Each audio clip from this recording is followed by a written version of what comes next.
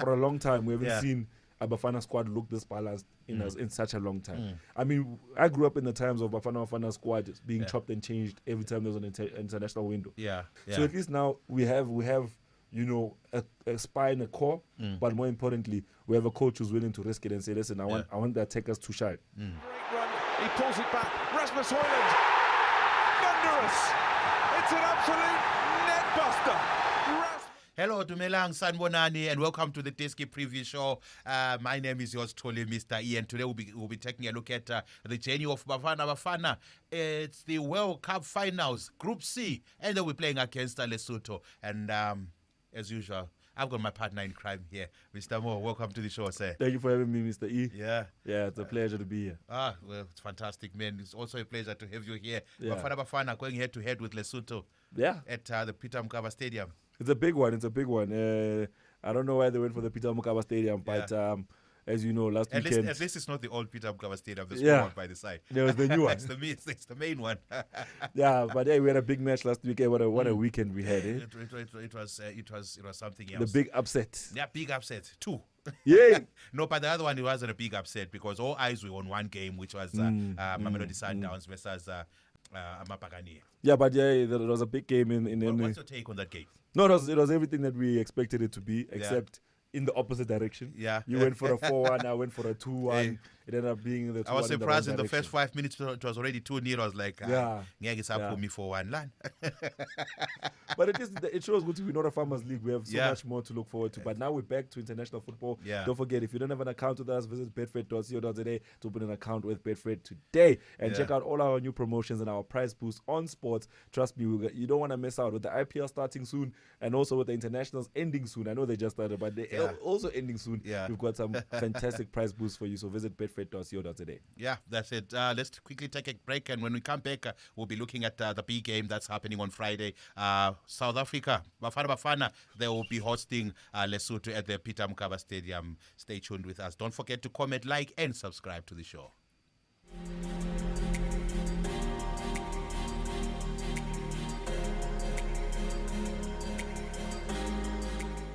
We are still watching the Diski Preview Show as we take a look at the action that will take place at the Peter Mokaba Stadium. Bafana will be hosting Lesotho, and after 4 days, they will have to jet out to Benin for another fixture. Those are the two most important fixtures that Bafana definitely have to win. 100%, Mr. E. I think if it's one thing that this group has shown us is that the big names don't count for anything on the big day. I mean, we're looking at a group where if you look at the other groups, you're looking at Egypt at the top of the group. You look at the regular names. This group has Rwanda at the top. Right on top. And remember, it's not inside, it's on top. Yeah. And remember in the head-to-heads, I mean, if you look at it, Rwanda, we went there to go play them. We played them on artificial turf. We lost I remember that game there. Everyone was angry. South Africa, Bafana, what's going on? What's going on? Now, we're playing Lesotho. We can call it a South Derby. I wanted to actually call it the Free State Derby because if there's one thing South Africa and Lesotho have in common. The Free State. The Free State. Like South Africa, Zimbabwe is Limpopo. South Africa, Botswana is... And Mozambique. You know what I mean? Libombo, Border Post. So maybe it's the Free State Derby. But so to what we support this Friday. Let's have but it's amazing, a small nation like Rwanda currently sitting on top of Group C with 7 points. And I think it's one of the three top positions are highly contested because all the three countries there are sitting on 7 points. And Mr. No one's giving them credit. I mean, they've only scored 3 goals, conceded only 1 out of 4 matches, which means that they've actually, put their money where their mouth is. Exactly. Even though against us it was a narrow win. But they've got the minerals. I mean, first of all, they say defenses win you championships. Goals win you games. So if you look at what's happening at the moment, South Africa has the most goals scored in the entire group with 6 goals scored, but they have the most goals conceded as well. I mean, second most goals conceded behind Zimbabwe with 5 goals conceded. So with us, it's a Kamina Kawena situation. We'll score the goals, but we'll concede the goals. Rwanda, on the other hand, have kept it tight at the back and they've taken the opportunities up front. And you can't be angry at them about that because that's the balance of championship mindset. I mean, if you don't have the talent to go head to head, if you don't have the speed, the muscle to go head to head, make sure that you at least have the organization to go head to head. You understand? So when we played Rwanda on their own grounds. Yeah. I mean, The number official one, turf. the turf was a big Yeah. talking point. If I remember well, it was also wet. Yeah, it was raining on that day, I think. I think that was also the case. Yeah. But the reality was that they were organized. You know, they kept things tight. They made sure that South Africa doesn't play their football. Yeah. They made sure the key players like Abo Mukwena don't get too much time on the ball. Abo's why they don't get too much time on the ball. Yeah. So now it's a different game. I mean, we're not even playing Rwanda, we're playing Lesotho. Exactly. And Lesotho is also just sitting 2 points behind us. They have a goal difference of +1 because at this moment they have 3 goals scored, 2 conceded. Yeah. Unfortunately for them, they have 2 draws, 1 win, 1 loss, which means they have too many draws. That's what I wanted to say. Yeah. So they will be looking at this game as an opportunity not only to leapfrog South Africa, because obviously if they win this game, they have the ability to go up ahead of South Africa with 1 game to go. Yeah. But is it 1 game? No. There's still quite a lot of games. I think this is match day 5 out of 10. So I think they're going to play. We're all at the halfway mark right now. So the World Cup is 2026. Yeah. There's not like 2 more rounds of games. Yeah, there's 2 or 3 more rounds of games, so it's still open, widely open. Yeah, anyone can take it at this point in time. But it's now, a wide open group. I was looking at Nigeria sitting right at the bottom. Fifth. I think second from the bottom. And as we know, Nigeria has always been a powerhouse in terms of football, and they've been to the World Cup I think 6 times, and Bafana have only gone once. Yes. Well, they didn't go their way at the World Cup once. Twice. You think of South Africa, 2002, we were there. Or 2002 with as the, well. With the iconic celebration. Yeah, boy. So now Nigeria is sitting right at the bottom there. It doesn't look like things are going well for them in terms of coaching. I think we've had like 3 coaches already. I think if there's one thing about Nigeria at this moment in time is a question of stability. The Super Eagles have always been, the team that people have always put amongst the big boys in Africa. I mean, the likes of Ivory Coast, Nigeria's always up there, the Moroccans, the Egyptians. So at this moment in time, Ghana, the Black Stars mustn't be angry. But I think at this moment in time, this is not a true reflection of how this group is going to end up. I think you really think maybe Nigeria is now will climb right up to the top? Not only all the way to the top, but I think they still have the opportunity to qualify. The group is. I will say for football, it's haves and have-nots. You know what I mean? Yeah. The budget that Nigeria and South Africa possess for their respective national teams for soccer won't be the same budget as Benin, Zimbabwe, and Rwanda have, Lesotho. So it's a question of resources, but it's also a question of too much talent and not enough space. Because if you look at Bafana right now, the last time they played international football, they were looking at a certain group of players. Now they're coming back again.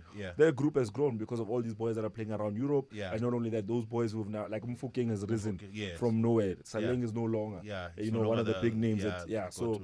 So much has changed in a space of so little time. Victor Osimhen for Nigeria has moved from Italy, now he's playing for Galatasaray. So you're looking at the movement of the players. Are they still playing at the highest level? Is there new talents that you want to test out? And for a country like Nigeria, it's being spoiled for choice. That's killing them because they have way too many talents to pick from. The question is, can they put together? It reminds me of 2006 to 2010 Argentina. Where they had so many talents to pick from. I mean, Maxi Rodriguez was available. They had Aguero available. They had Higuain available. They had Messi available. They had Di Maria. I was waiting for you to say Messi.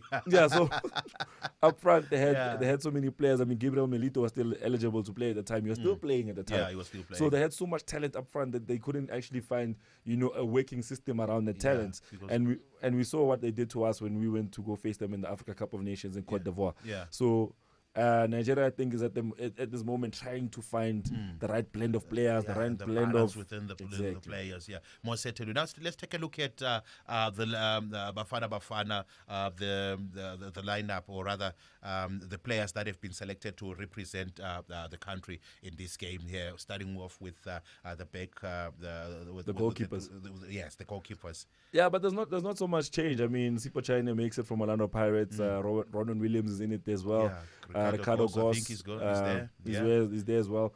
I think one question will be either will they go for China or go for Williams. I think they will have to go for with China because Williams I think is around about 33 years old now. I think a success plan has to be in place. But 33 for goalkeepers, like 25 for outfield players. Yeah, but 33 he might be Getting a little bit older. Mr. E, that's for outfield players. We must start grooming someone. No, Mr. E, think about the best goalkeepers in world football. Gigi Buffon, when he was 37 to 39, considered one of the best goalkeepers. What you call the last Champions League that Manchester United won? Who was the goalkeeper? That was Van der Sar. In his elderly years. I mean. When it comes to goalkeepers, the older the keeper, the better the skill. Okay, no, not a problem. Number one, that's going to be Ronwen Williams. Maybe Ronwen Williams, yes. Yeah, it has to be Ronwen Williams. I mean, last time we had a fiasco. Remember, I forgot, Velimoto was the keeper. We brought him in. He played that one match. It was a dismal performance. So the goalkeeping department, saw him again in the lineup. The goalkeeping department had to be changed. I mean, it was not that Uveli was not at the standard, but he just had one of those freakish days. And I don't think you should count Velimoto out of anything, because at this moment in time, I think he can build it back up. You understand? As goalkeepers, your mistakes are costly because you're right. You're by the goal. You're the last person. One mistake, it's a goal. Most certainly. Now let's get into the defenders. I think I see UCBC is also there. He's right there. But that's also down to Orlando Pirates' performances. I mean, you look at a player like CBC and you think to yourself, look, before it was, it's always been for the past, let's say, season. Squatse Sabafana, it's always, Pirates, Sundowns. But before it was Sundowns, Pirates. And then whatever else. But now at least, it's fighting back. I mean, now we can actually see that, Pirates' efforts are being recognized in terms of not just saying that they're attackers, because for the longest time we were taking attackers from Orlando Pirates, Umkhopa, Umapasa, Usaleng. Now we're opening it up to say, okay, listen, the defenders are also doing a fantastic job. CBC has to be in there. And the thing is, I'd like to see a partnership with CBC there at the back with one of the Sundowns boys. I mean, for the longest time we've always had that. We've always seen that double, you know what I mean? Ukekana. But like you wanna see that mixture between the two players. Let's see how they play together. Let's quickly take a look at the midfield space. It's going to be commanded by Mamelodi Sundowns. I see it's all Mamelodi Sundowns except Umbata. Pasadena I think it's part of the defenders, right? I think it's going to be Mamelodi Sundowns in the middle of the park, except Umbata. Umbata. No, it's and I think is it Talent Mbata, right? Talent Mbata and Ozuna Police. I think that's going to be interesting because Patrick Masangwa is also in there. So the question is, Masangwa he was withdrawn. I think he had he had an injury before the Sundowns game. Yes. He was withdrawn. But it's going to be one thing about Bafana is that we always have to accept it's going to be a Sundowns dominated squad. And it is dominated by Sundowns, right? What I'm excited to see, is actually up front between Ulail Foster, Pesita, Urele Mofokeng, Umurena. That's what I'm excited to see. Urenas as well. If you're the coach of Bafana, who would you go with? I don't know, because I think I was so excited when I saw Pesita who is going to be part of that lineup. I was like, it's going to be tight up there in terms of coming up with the two front runners. I mean, that's the thing. Are we going to go for a 4-4-2 or are we going to go for a 4-3-3? I think Urenas has the ability to play as a winger, has the ability to play as a central for number 9. And I think Upesi also is more deadly coming in from the wings. Orele, obviously, we want him on the right hand, cutting inside. So I think to accommodate the squad, the mindset might just be to play in a 4-3-3. And it also might be a matter of taking the experience of Pesitao, because you have to note the experience of Pesitao, and you might have to he might have to sacrifice and play the number 9. As much as he's known for his pace, but also after all these years of playing football, one thing about Upesi is that also the footballing brain is very advanced. So maybe you don't need his pace, you need Rele to play with someone who's experienced like Pesi, who they can feed off of each other, especially with the links coming from Mfokeng with El Ahly. So maybe at this point in time, it's Pesi to the middle, Rele on the right, Ikrem Reines on the left, Lyle Foster to come in as a second half number 9, and let's see how it goes from there, because as you can see, he's gone from taking in those Pirates strikers. Mopasa is missing, Mahopa is missing. Mabasa is missing, Uma Khopa is also missing. So I think maybe that's the best combination to go for. Play Percy through the middle. Just use his footballing brain. Ikram Reynes' pace on the left, and let's get Rele in a creative position on the right. In fact, we might even want to play with the creative 10. I mean, so let's try put Rele in the middle and let's see what Rele can do. I think one thing that a lot of us don't actually give Rele credit for, I mean, maybe me, but a lot of people do, is how good he is, in tight spaces. In those small spaces. In those tight spaces. He can take the ball and move, and he's got the ability to score from range as well. Exactly, and that's the one thing that when he first came in, and even now with these conversations, a lot of people don't see Rele Mofokeng's ability fully because we always look at him in contrast to Saleh. So we look at them as a black and a white or a beige and a brown. But if you look at them as a total contrast, the one was peaceful. I mean, once Saleh got on the ball, you were not catching him. But Urele has that. And that's why a lot of people were associating him with Barcelona and Lentwana that's playing that side. Lamel. Emil. We watch local. We don't know these people. So the comparison there is that this boy has the ability to slow down a game, take the pace up. Sometimes he makes decisions above his ears. So I think if that front three gets put together of Percy, Rele, Ikram Reynes, it's going to be a beautiful one. Then Lyle Foster and them can come and affect from the bench. Umorena also is a deadly finisher. So I think it's going to be interesting from that perspective. If you're loving the video, don't forget to hit the like button, leave us a comment below, and share by clicking on the share button. And if you're not part of the Betfred family, simply open an account with us and get up to 500 free spins and up to 5,000 Rand first deposit match. Let's get back to the video. I just wanted to find out from you with Zwane is not there, he's injured. Now Tito is injured. Who's going to be the key person in the middle of the park there? Because we need a creative midfielder there who's going to be able to spray those passes from left to right. I think one thing about Mokoena. Mokoena is a very versatile midfielder, and I think one thing that the basis I love about Mokwena's football is that his technique for me is almost flawless. And once you have technique and you have composure, you can play the midfield position in any flavor the coach needs. So for Umkwena, I mean, if you look at him at Sundown sometimes, he's the guy who's breaking down the attacks. Then they put in Allende and they say, Allende will break down the attacks. You run the game, but collect the ball from deeper. So I think one thing about him is that he's able to play in any flavor they need. The question is, how are the midfielders around him going to play? At least 2 out of those 3 other midfielders that are available are players that play with him week in, week out. If they play to his strengths, then we have a Bafana that's going to go to Lesotho and then come to Peter Mokaba and come back with all 3 points and maybe 4 goals behind Lesotho. Not saying that Lesotho doesn't have the talent, but if you look at now you're talking about 4 goals. Welcome to the club. I mean, if you look at how the squad is set up, I think the coach himself has actually gone for a more attack-minded team. I mean, you have Apollis, you have Reynes, you have Mofokeng, you have Mukawana. We haven't even spoken about him from Esperance Tunis. Foster, Utau, Umorena. So when you look at the midfielders, you have your 4 options. You have Umukwena, you have Adams, you have Umbata and Obas. So already he's telling you that I'm not going to play a very midfield thick team. I'm going to play a very attack-minded team. It's all about goals. And the solidity in defense also. I mean, you have to give them the credit. If they have Ronan Williams behind them, you have the likes of Undamane, Umtau, Sibisi, Mutiba, Bazadin. It's gonna. What else can you ask for? I think we've for a long time we haven't seen a Bafana squad look this balanced in such a long time. I mean, I grew up in the times of Bafana squad being chopped and changed every time there was an international window. You'd find that one time Stephen Pinaru corner, one time again Umakathu corner, next time Umakathu's gone, there's Bernard Parker. So at least now we have a spine, a core, but more importantly, we have a coach who's willing to risk it and say, listen, I want the attackers to shine.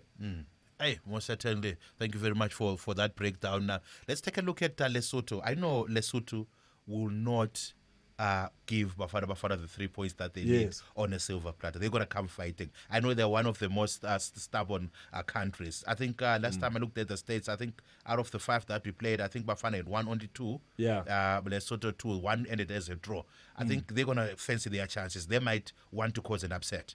I mean, Lesotho had a statement draw at the start of this competition, or at the start of this group. They went on and they drew against Nigeria, which was day 1. So I was expecting a lot more from what they achieved so far. They did actually get a loss against Rwanda. That's what put them in the position they are. They're currently in, and their win came against Benin. But when it comes to what they're capable of, I think we have to give Lesotho credit, because in all of those games, none of them ended in a 5, 6, 7, 8, 9. It was very close games. I mean, even against Nigeria, I think at the time, Nigeria was just fresh off the CAF. AFCON. AFCON, same as us. They won the silver medals. 100%. And most of the big stars were saying, listen, I need to go sort out my club career. I need to go sort out my club business. I'm not coming for the international call-up. So at this moment in time, I think when you look at their recent records, South Africa obviously is going to be the favorite when you're looking at what's been happening recently. South Africa has scored the more goals. South Africa has played a more vital part. But maybe the internationals you're talking about must have been COSAFA Cup. So I know there was a friendly again there. Yes, and the friendly that ended in a draw, 2024. But the things with international football, especially in Africa, you can find like the situation we have now. The last played in 2024 was a friendly. The last competitive match they played was all the way in 2021. And it was COSAFA. So we're not even sure if it was the first team that is currently going in there now, or if it was Abo Brooks, Ethan Brooks. So why pick on Ethan Brooks?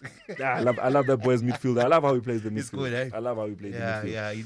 I had very big hopes for him as a footballer. But so that's the thing about that. Records here don't matter. What matters is the football on the day. Rwanda taught us that, Musa. Exactly. Just like that. I think we've spoken about Benin. No, we haven't spoken about Benin. Do you think they will be able to come out of this group tops? I mean, and qualify for the World Cup? That's one of the big. I mean, one of the powerhouses of football. But of late, I mean, in recent times, they haven't been doing very well. I think a lot of teams here will fancy the idea of going to the World Cup. Especially with the new format and all these fancy things that are happening in football. But at the end of the day, it's more of a the bigger teams will feel under pressure now because they haven't secured the groups. So for Group A, Egypt is at the top, so they feel like we have 10 points, 4 points clear. They'll start playing their youthful players. They'll probably play more Salah. They won't. It won't really stress them. You know what I mean?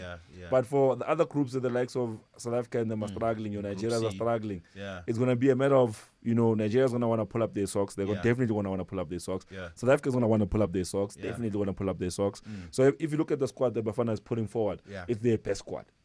At the moment, current form. It's their best squad. I can tell you, I can actually feel the Mamelodi Sundowns flavor in that squad. Exactly.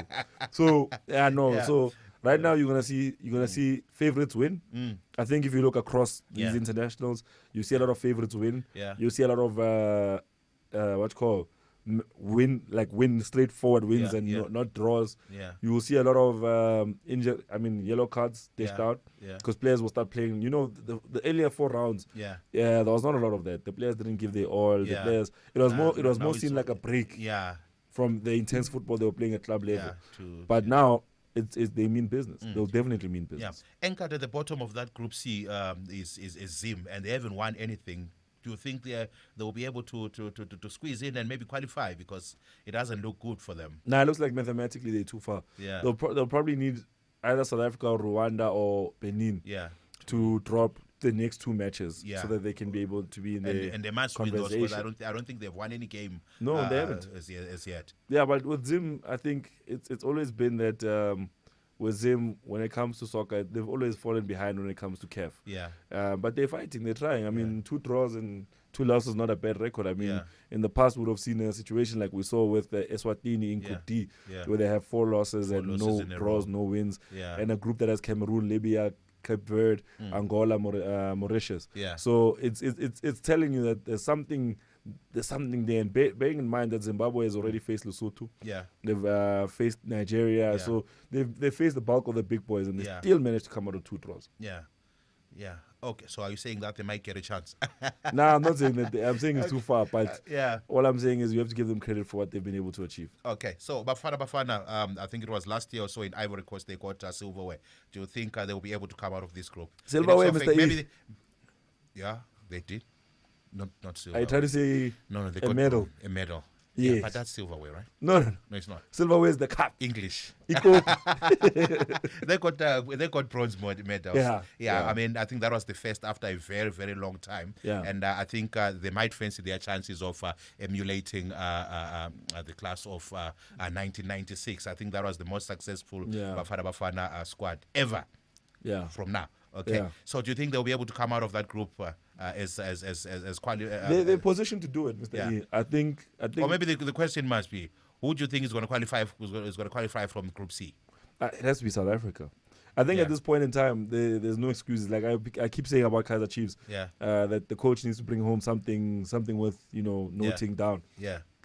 Hugo Bros. I mean, at this point, we can't say we have any Hugo Bros doubters. Yeah. If there is, I know. Unhesbeen. After so long. If you doubt Hugo Bros. I think he has proven himself to be one of the best coaches. Yeah. I mean, I think he can join that class. One thing I loved most about Hugo Bros is that his conversations about, Bafana Bafana have always been beyond his tenure, He just spoke now after picking the squad. Good guys, we're running slim from goalkeeper. Yeah. Yes, and then it sparked the conversation that do we have a proper goalkeeper, talented goalkeeper, under the age of 25 in the PSL? And the answer was no. And then it became, do we have one in the second division? Yes, we do. We have one. But it's one out of how many teams? So a lot. I think these questions that Hugo Bros is asking will affect the mindset of SAFA, will affect the mindset of the fans, will affect how we see football. The more we don't have non-league football, it's now becoming political again. He's not. I will. You will. I will. The more the space is yours. The more we leave football leagues to Ama tournament wasekas. And not actually Ama league. We have a tournament culture in South Africa. Every week on a tournament, the tournament lasts 3 days. Sometimes the tournament lasts 1 month. But we don't develop leagues. And because leagues are very expensive, traveling from Tembisa to Alexandra, from next week, Alexandra to Davidson, it becomes expensive. If only, as South Africans, our communities could get involved in our clubs, and say, let's develop the leagues, let's stop in our tournament. Because our tournament now are becoming a smash and grab. But since the team, we smash, we grab, the team disbands after the tournament. So when next year. So that's what's killing us. I mean, if we don't have leagues, how are we going to develop goalkeepers? Okay, so you said Bafana Bafana is definitely going to win in Group C. So now please give us a prediction on the game between Lesotho and Bafana Bafana and Lesotho, and probably if you could give us as well the goals. You did mention 4. Bafana likes to show off on a Friday night, so I'll say 4-0. 4-0. Yeah, they like to show off on a Friday night. If you play Saturday afternoon, you also stress. If it's Sunday, it's West. Hey. Yes, was a 90th minute. But on a Friday night, was 4. Those are the predictions of Mo. He's saying Bafana Bafana is going to beat Lesotho by 4-0. What are your predictions on this game? I know you really, really want Bafana Bafana to win, and you are predicting that Bafana Bafana will win. Please let us know in the comment section. And my prediction is Bafana Bafana will definitely win by 4-1. Thank you very much for watching this episode of the day of the Diski Preview Show. My name is yours truly, Mr. E. And mine is Mo, Mr. Daily Mo.